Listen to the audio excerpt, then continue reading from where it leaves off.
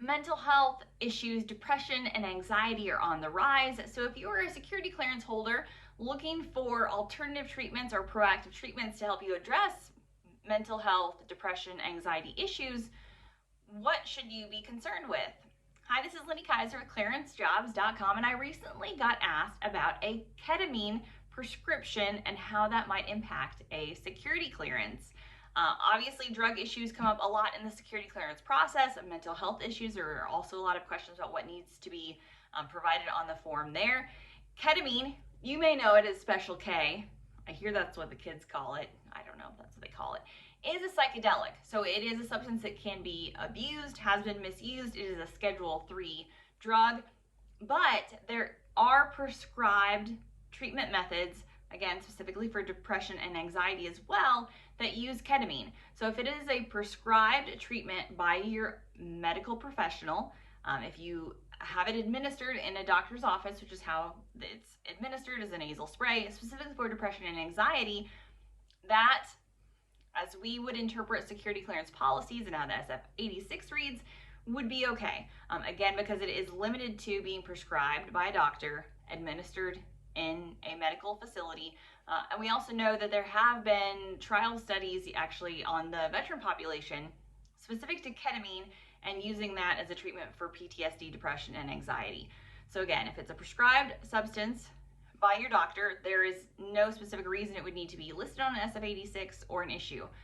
Obviously, if you're one of the many folks in the national security community that falls under drug testing, you would want to be very sure that you had a prescription, you were using it under the advice of your doctor, and documenting that. So when were you at the office? When did you have this ketamine dosage? And then again, so that way if you pop hot on a drug test for ketamine for some reason, you would be able to clearly articulate why that was the case and that it was a prescription. Commenters of YouTube, I know we're going to get a ton of questions in here about marijuana because we've obviously done a ton of videos about marijuana. Hey, I have a prescription for marijuana. Why isn't that the same way on the SF-86? Again, it comes down to how the drugs are categorized. So ketamine is a Schedule 3 drug. It does have prescribed medical uses as, for depression and anxiety, again, in this specific narrow case, also other medical uses. Also a psychedelic that can be abused, but it has those prescribed medical treatments that have been acknowledged by the federal government.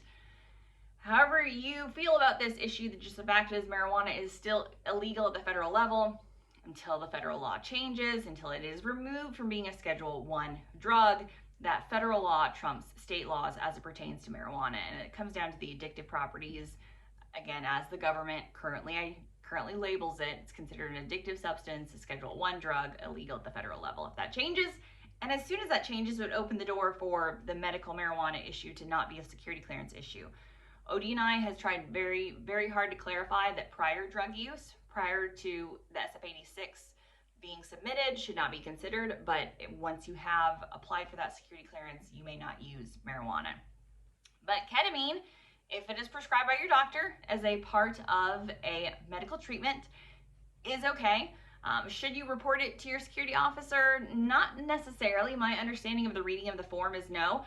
I tend to feel this is Lindy Kaiser's personal opinion. These views are not that of Clearance Jobs or the United States government. It's better to self-report something that's not going to be an issue. So a simple email to your security officer would prevent you from having an issue if you pop hot on a drug test down the road. I would submit that documentation. You have to get the feel of your own employment situation and know if that would be an issue. I would prefer to have that paper trail to say, hey, I reported this, not to HR, not to my boss, they don't need to know, but to my security officer to say, hey, if I do end up popping hot on a drug test, this is prescribed, this is what I'm doing with my doctor, it's for depression and anxiety, nobody should be ashamed of that. I think that's okay.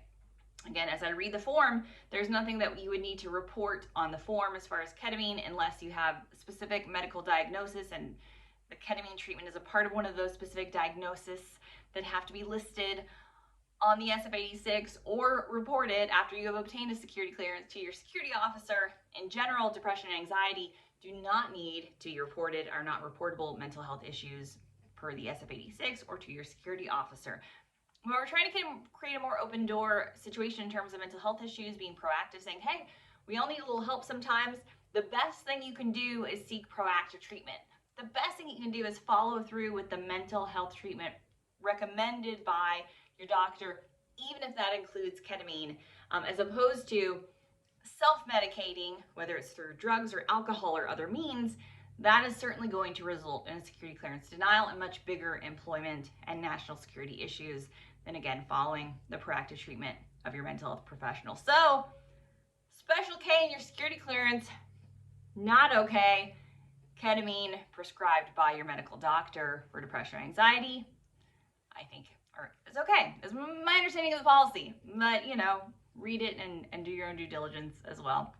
For more on drugs and your security clearances and whatever questions you have for me next, visit us over at clearancejobs.com.